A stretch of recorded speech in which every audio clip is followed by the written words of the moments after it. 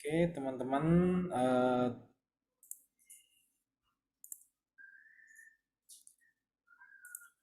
terlihat ya slide yang sudah saya share.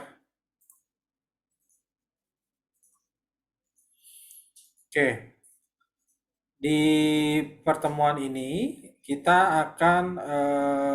saya akan menjelaskan tentang tujuan dari sistem informasi. Ya, sebenarnya kalau teman-teman lihat ada tujuan-tujuan yang perlu teman-teman lihat, ya.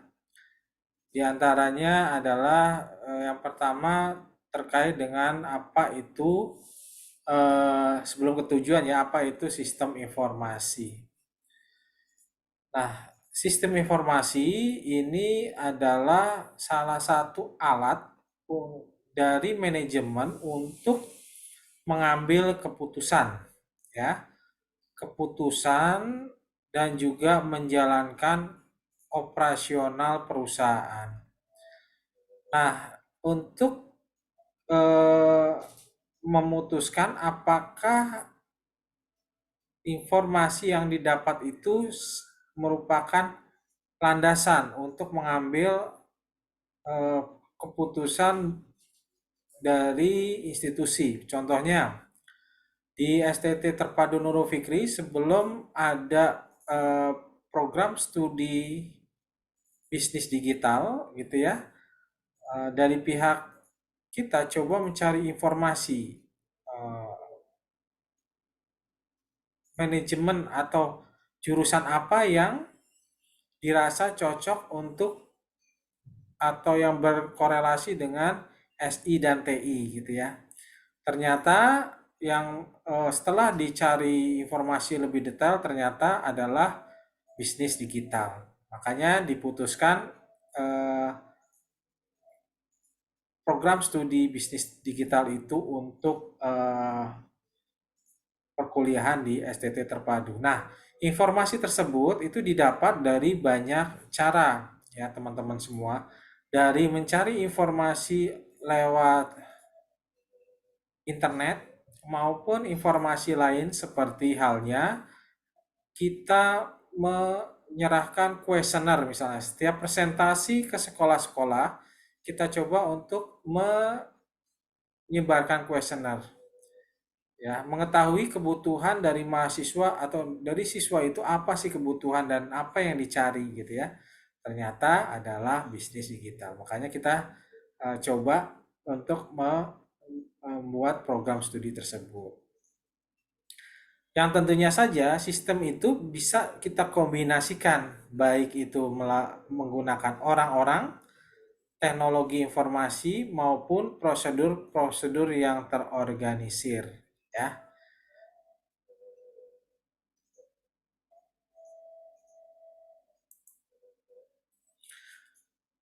Pengertian sistem informasi itu menurut para ahli, saya ngambil dari MacLeod yaitu dan Erwan ya, itu bahwa sistem informasi menurut beliau adalah suatu sistem yang memiliki kemampuan untuk mengumpulkan informasi ya dari semua sumber dan menggunakan berbagai media untuk menampilkan informasi. Seperti halnya tadi kita menggunakan media-media gitu ya dan kita mencari dari sumber-sumber baik itu langsung maupun tidak langsung ya. Kemudian begitu juga menurut Erwan Arbi ini berpendapat bahwa sistem informasi adalah suatu sistem dalam suatu organisasi yang mempertemukan kebutuhan pengolahan transaksi harian, bantuan dan dukungan operasi ya. Dan sifat dari sistem ini itu lebih kepada kemanajerialan ya. Dan tentunya saja ini membantu memfasilitasi penyediaan laporan yang diperlukan. Jadi di kita ada namanya beberapa sistem informasi yang tentunya sistem ini memang dibutuhkan oleh manajerial. Contohnya saja sistem eh, untuk pendidikan ya, kayak si apa Elena gitu ya. Untuk administrasi kita ada namanya si Manisku gitu ya. Sistem administrasi umum ya, yang tentunya saja mengcover semua kebutuhan yang diperlukan oleh manajemen. Terus kemudian kita juga ada aset manajemen gitu ya. Kemudian ada juga untuk peminjaman si Mira namanya gitu ya.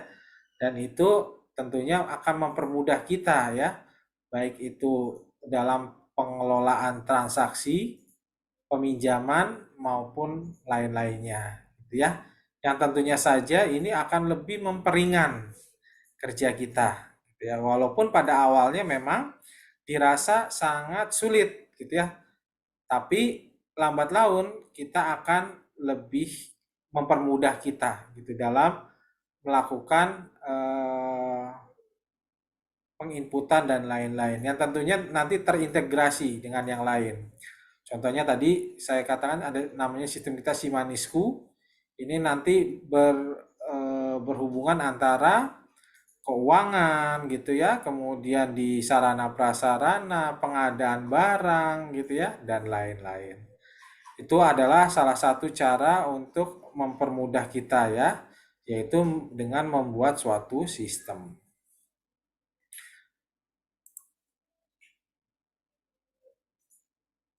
Nah, tujuan sistem informasi itu macam-macam ya, diantaranya adalah untuk menghasilkan informasi.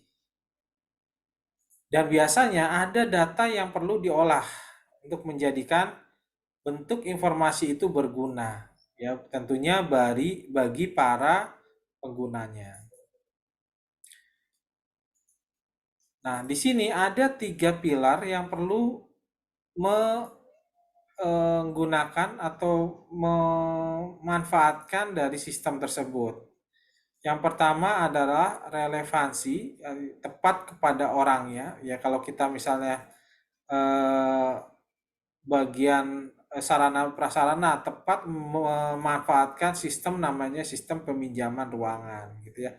Sistem penganggaran berarti tepat kepada orangnya. Timelines itu artinya adalah tepat waktu. Ini tepat waktu maksudnya adalah dari mulai membangun sampai proses penggunaannya tepat waktu ya. Kemudian accurate. Accurate ini artinya akurat, tepat nilai. Nah, apabila tiga hal ini tidak terpenuhi, maka informasi boleh tidak dikatakan berguna ya. Dan ini adalah ya tidak dimanfaatkan ya. Jadi tidak efektif dalam penggunaannya. Itu ada tiga pilar yang memang tujuan kenapa sistem informasi itu berguna. Nah, fungsi sistem informasi yang pertama meningkatkan aksesibilitas data secara efektif dan efisien kepada pengguna ya. Tanpa dengan perantara sistem informasi mungkin akan bermasalah gitu ya. Tapi dengan adanya sistem informasi akan lebih mudah, lebih cepat ya, nggak perlu eh, repot-repot gitu ya. Nah, dulu mungkin kayak model peminjaman ruangan orang harus memberikan ngeprint dulu gitu ya, ngisi form, ngeprint dulu, pengajuan dulu gitu ya. Sekarang dengan sistem akan lebih paperless, tanpa kertas gitu ya. Tinggal diajukan saja gitu ya ke bagian-bagian terkait. Nah, nanti tinggal dilihat di websitenya atau tinggal lihat informasinya. Oh, sudah bisa digunakan atau bahkan bisa juga pemohon bisa melihat ruangan apakah sudah di booking orang atau tidak itu bisa terlihat dengan jelas ya. Nah, cuma memang terkadang permasalahannya adalah belum taatnya pemohon dalam menggunakan sistem tersebut ya. Kemudian menjamin ketersediaan kualitas dan keterampilan dalam memanfaatkan sistem informasi secara kritis. Kemudian Fungsi lainnya adalah memperbaiki produktivitas ya aplikasi pengembang dan pemeliharaan sistem. Jelas kalau sistem misalnya tiap tahun akan selalu ada perubahan, perlu ada dipelihara, dikembangkan gitu ya, supaya mengikuti zaman atau updatingnya rutin ya, seperti itu. Kemudian mengantisipasi dan memahami akan konsekuensi ekonomi. Kemudian mengidentifikasi kebutuhan, ya ini korelasinya yang tadi, ya updating, ya. Kemudian mengembangkan proses perencanaan yang efektif, ya. Kalau di kita juga ada itu kayak tadi sistem administrasinya namanya Simanisku itu mulai banyak feature-featurenya ya. Contohnya kemarin sudah ditambahkan RPKAT, kemudian ada lain-lain gitu ya. Nanti ada program kerja dan lain-lain. Itu makin banyak bertambah gitu ya. Supaya juga bisa dimanfaatkan banyak eh, orang ya, banyak bagian. Nah, itu fungsi sistem informasi ya. Kemudian ada komponen-komponen sistem informasi, baik itu yang pertama komponen input ya yang perlu diinput datanya, kemudian komponen model ya berupa kombinasi prosedur dan lain-lain, komponen output yang berisi hasil informasi ya dan dokumentasinya gitu ya. Kemudian ada komponen teknologi yang berisi lebih kepada alat dalam sistem informasi. Kemudian komponen basis data yang berhubungan dengan tersimpannya data ke dalam komputer ya. Kemudian juga ada komponen kontrol, itu lebih pada controlling gangguan terhadap sistem informasi ya. Nah, ini ada 6 komponen sistem informasi yang perlu teman-teman perhatikan gitu ya. Nah, ciri-ciri sistem informasi ada suatu sistem informasi ada yang bentuknya baru. Kalau baru tentunya adalah uh, belum pernah dibuat ya sistem ini. Dan ini uh, kenapa dibuat karena ada kebutuhan gitu ya. Nah, biasanya pada saat awal kita buat suatu database gitu atau membuat sistem informasi itu sering banyak sekali bug-bugnya ya, ada masalah ya, ada problemnya. Nah, itu nanti perlu diupdate gitu ya. Itu ciri-ciri sistem informasi. Juga ada tambahan ya. Yang ini lebih kepada informasi dapat diperbaharui atau memberikan tambahan terhadap informasi yang sebelumnya telah hadir. Artinya, oh nambah nambah ini lagi Pak, misalnya nambah eh, feature lagi gitu ya. Kemudian ada juga untuk kalau ada koreksi gitu ya, berarti perlu adanya eh, pemeriksaan ya database SI-nya gitu ya. Kemudian ada penegasan ya, ini untuk lebih pada mempertegas informasi yang sebelumnya telah ada. Ini ciri-ciri sistem informasi. Kemudian contoh-contoh sistem informasi ya, ada yang namanya knowledge work system. Ini lebih kepada jenis sistem informasi yang biasanya terkait dengan ilmu pengetahuan ya, pengetahuan. Nah, ini tentunya saja biasanya dimuat dan diakses oleh semua pengguna ya, untuk memecahkan berbagai macam masalah. Contohnya saja kalau teman-teman ke perpustakaan gitu ya, nasional misalnya di websitenya, itu teman-teman bisa mencari eh, buku-buku ya, atau ke eh, teman-teman kalau ke Scholar ya, Scholar kemudian mengecek jurnal-jurnal juga itu merupakan suatu dia masuk ke database juga ya. Jadi di situ sangat pentingnya kenapa eh, sistem informasi sangat diperlukan ya. Terus juga ada namanya Office Automation System. Ini lebih kepada penggabungan beberapa peralatan IT. Ya, tentunya saja ini terhubung dengan jaringan dan dipusatkan pada suatu server tertentu. Kemudian ada Transaction Process System. Ini lebih kepada transaksi-transaksi sifatnya keuangan ya. Kayak model kita menggunakan m-banking gitu ya, itu juga merupakan suatu sistem yang larinya juga ke database-nya, ke bank yang kita inginkan ya. Kita mau transaksi beli beli pulsa token misalnya. Oh, token berarti ketika kita ngambil di m-banking dia nyambung ke misalnya ke orang PLN ya, petugas PLN atau ke servernya PLN gitu ya, dan lain-lain. Itu salah satunya itu contoh sistem informasi ada yang knowledge, office maupun transaction process system.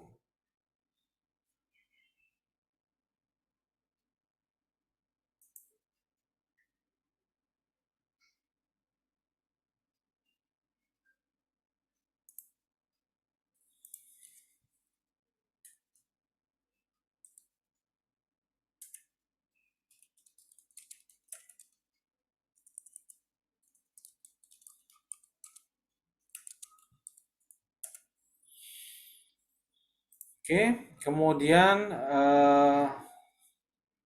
manajemen informasi itu juga boleh dikatakan sebagai sebuah tinjauan ya. Nah, ini biasanya dilakukan oleh bagian atau manajer informasi ya, atau lebih kepada bagian pusat kayak model di Angkatan Darat ada Infolatah ya. Jadi di bagian di perusahaan-perusahaan biasanya ada satu divisi khusus untuk itu yang tentunya saja dijabat oleh seorang manajer ya. Nah, tentunya manajer tersebut ini lebih kepada gimana cara untuk bisa memperbaharui, mengupdate ya sistem, kemudian mengumpulkan, kemudian mendistribusikan informasi. Nah, di sini biasanya didapat dari data-data yang berasal dari internal.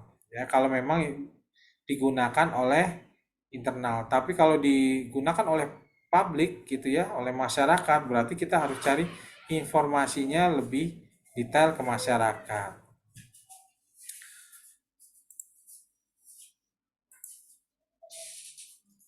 Ini elemen-elemen dalam sistem informasi teman-teman semua. Ada tentunya pasti ada orangnya. Orang ini yang nanti uh, akan menginput ya ke dalam sistem. Kemudian ada perangkat lunaknya ya. Perangkat lunak ini adalah softwarenya ya. Kalau teman-teman bisa namanya PHP MySQL gitu ya, teman-teman ya. Kemudian ada basis data. Ini nanti tinggal MySQL-nya seperti apa, Jarkom dan komunikasi datanya seperti apa, jaringan komunikasi dan komunikasi datanya seperti apa, perangkat kerasnya, ya servernya seperti apa, gitu ya. Untuk naro-naro perangkat lunak ini kan perlu adanya perangkat keras, gitu ya. Kemudian nanti kalau sudah bisa berjalan, berarti membuat suatu prosedur, ya, prosedur SOP ketika kita menjalankan eh, database atau sistem informasi tersebut. Ya, perlu adanya prosedur. Oke, kita akan coba bahas satu persatu. Ya, seperti tadi manusia, ya, atau istilah lainnya adalah brainware gitu ya. Ini adalah manusia adalah operator komputer, ya, orang yang akan menginput ke sistem tersebut. Baik itu berupa analis sistem, programmer, dan beberapa pekerjaan lain yang berhubungan tentunya dengan komputer. Itu manusianya gitu ya. Kemudian ada prosedurnya ya. Ini yang tadi saya sampaikan adalah berupa prosedur ya. atau buku panduan, instruksi ya. Ya biasanya ketika sistem informasi dibuat, itu yang pertama harus ada instruksi untuk pemakaian, user booknya ya, user guide-nya, guide book di buku ya. Artinya, oh cara nyalain komputer misalnya, oh nyalainnya gimana gitu ya, cara matikan komputer gitu ya, itu lewat prosedur ya, tidak langsung dimatikan gitu ya, dan lain-lain. Kemudian instruksi pemakaian. Nah, guide untuk menjalankan sistem informasi tersebut ya. Kemudian instruksi karyawan untuk pemakaian komputer ya, ada masukan dan lain-lain. Ini adalah uh, manusia dan prosedurnya. Kemudian yang berikutnya adalah perangkat keras. Ya, tadi sempat saya juga jelaskan, perangkat keras ini sifatnya adalah hardware-nya maksudnya ya. Yang tentunya saja ini untuk menyimpan data, kemudian memasukkan, mengeluarkan, dan lain-lain. Kemudian ada juga software-nya, ya. Bisa itu bentuknya adalah sistem perangkat lunak umum, ya, lebih kepada sistem pengoperasian dan sistem manajemen data. Ya. Kemudian juga ada aplikasi perangkat lunak umum lainnya seperti model analis dan keputusan, maupun perangkat lunak spesifik yang terdiri dari program yang dibuat untuk tugas-tugas ya. Kemudian basis data ya, atau database ya. Ini tentunya file yang berisi program dan data yang dibuktikan dengan adanya media penyimpanan fisik seperti hard disk, zaman dulu namanya disket, ada flash disk gitu ya, dan penyimpanan lainnya. File juga meliputi dalam bentuk printout ya, dan lain-lain gitu ya. Kemudian ada juga jaringan komputernya. Ini lebih kepada sharing-sharing ya, misalnya sharing komputer, printer, dan lain-lain. Baik itu lewat kabel atau tanpa kabel. Kemudian ada juga komunikasi data. Ini merupakan bagian dari telekomunikasi yang secara khusus berkenaan dengan transmisi atau pemindahan data dan informasi. Ya.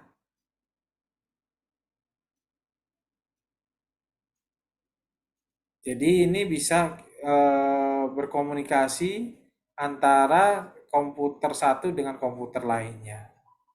Ya. Nah di sini ada bisnis elektronik dan teknologi komunikasi.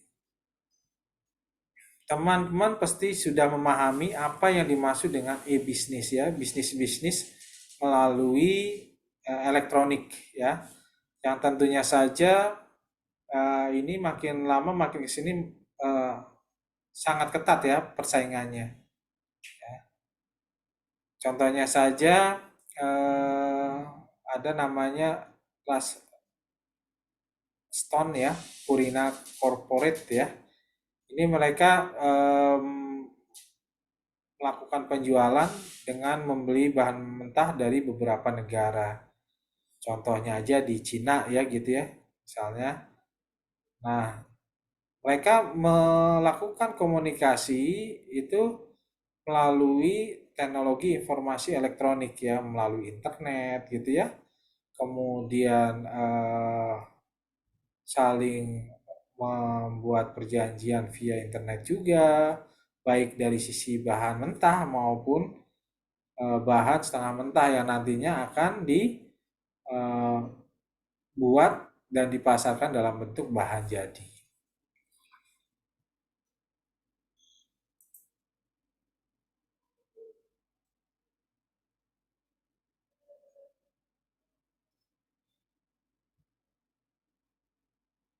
Oke, teknologi informasi elektronik ini bisa juga berupa aplikasi sistem informasi, ya.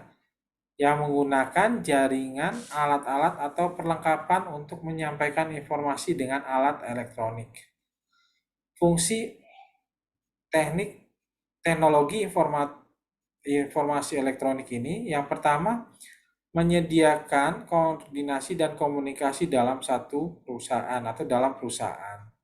Kemudian mempercepat transaksi dengan perusahaan lain dan pelanggan. Ini adalah fungsi teknologi informasi elektronik ini, ya.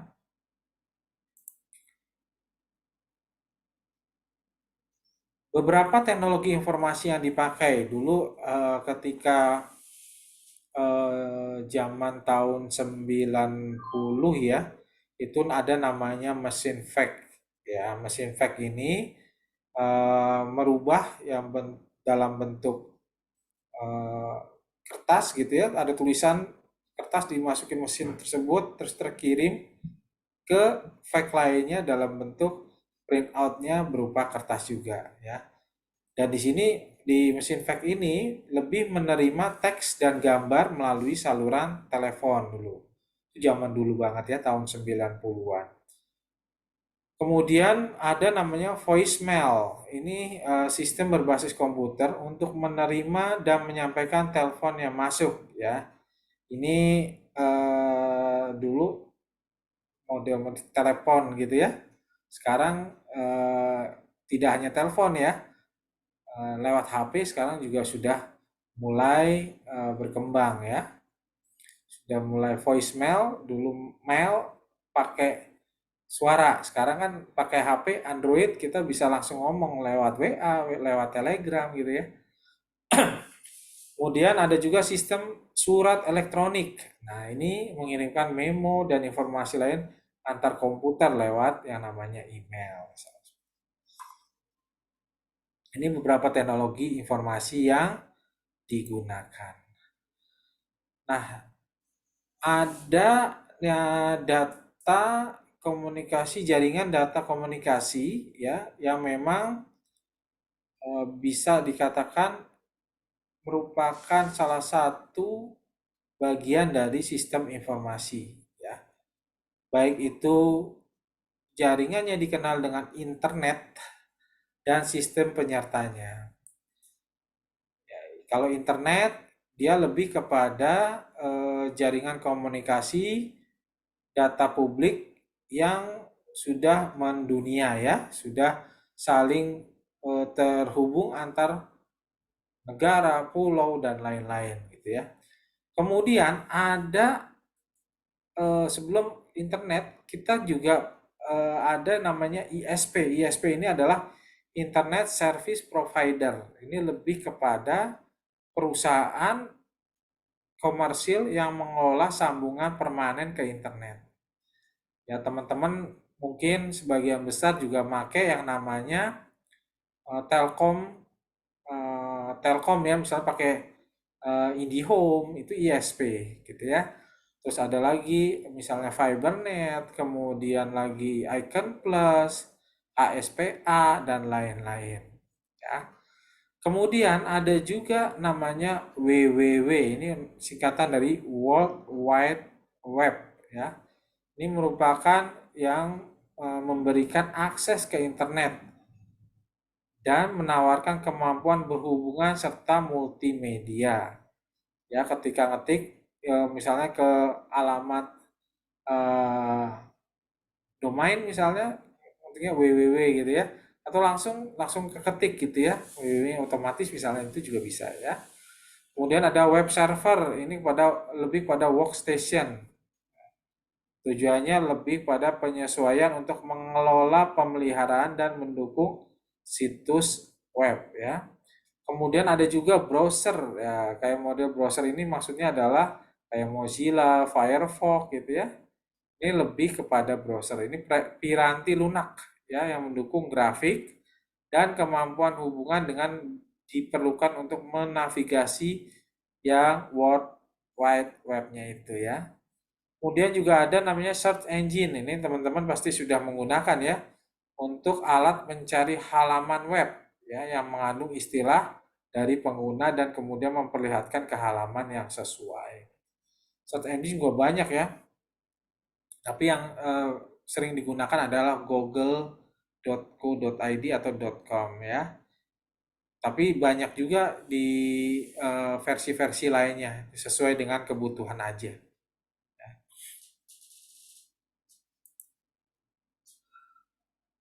Nah, ada istilah lain juga internet ya. Ini tadi saya sudah jelaskan juga. Ini lebih kepada eh, jaringan ya, jaringan pribadi dari situs-situs web internal dan sumber-sumber informasi lain yang tersedia untuk para karyawan suatu perusahaan ya.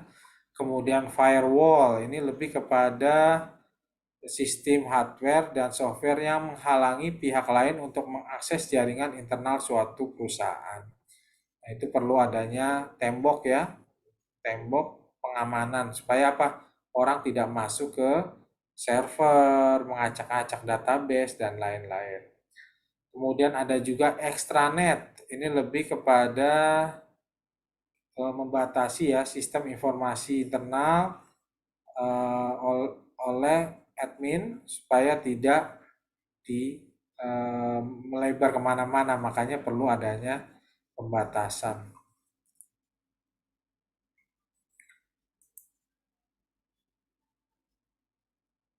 Nah, pilihan baru untuk rancangan organisasi seperti sekarang ini gitu ya. Apalagi di ada isu-isu seperti resesi gitu ya. Ini paling tidak yang pertama merampingkan struktur organisasi ya supaya lebih lincah. Kemudian operasional yang semakin fleksibel, kemudian bisa melakukan kolaborasi dengan perusahaan-perusahaan di luar negeri gitu ya. Kemudian juga membuat network enterprise dengan perusahaan-perusahaan lain. Jadi tidak sendiri gitu ya. Kalau sendiri itu akan lelah juga. Misalnya ketika kita membuat atau membuat sistem informasi dari mulai internet, kita punya ISP sendiri, kemudian punya software sendiri, itu sangat lelah dan panjang ya, panjang proses untuk operasionalnya nantinya. Nah, untuk jenis sistem informasi tersebut, tingkat manajemennya biasanya kalau di top manajemen ini lebih kepada rencana strategis ya. Artinya apa? Informasi, kemudian keputusan, jalur atau arah dari institusi itu dibuat dan direncanakan serta diputuskan di rencana strategis itu.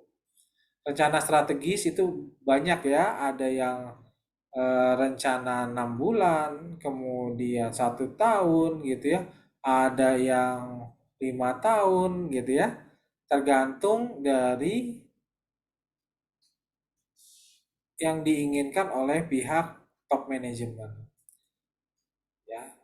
Dan itu dibantu juga dengan middle management ya. Ini lebih kepada informasi yang bentuknya taktis ya. Contohnya melakukan pengontrolan ya, pengandalian teknis terhadap yang dijalankan oleh low management. Nah, low management ini lebih kepada informasi operasional ya, teknis di lapangan. Itu low management. Jadi proses-proses operasional itu lebih kepada atau masuk kategori adalah low management. Nah, itu jenis atau tingkatan manajemen dan penggunaan informasi. Ada top, middle, dan low management.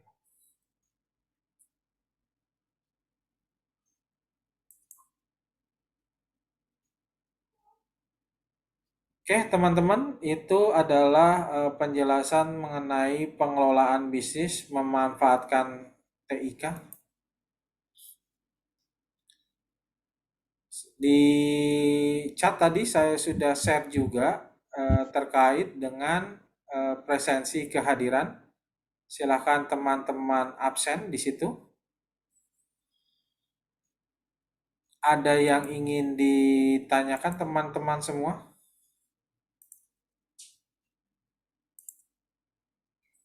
Ada yang ingin ditanyakan?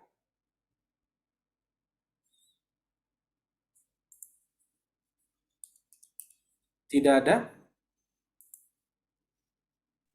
Tidak ada, Pak.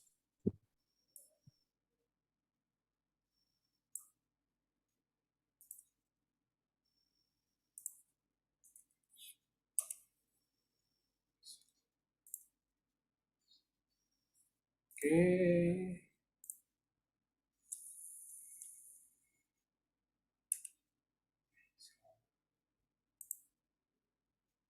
Bentar, saya snapping ya.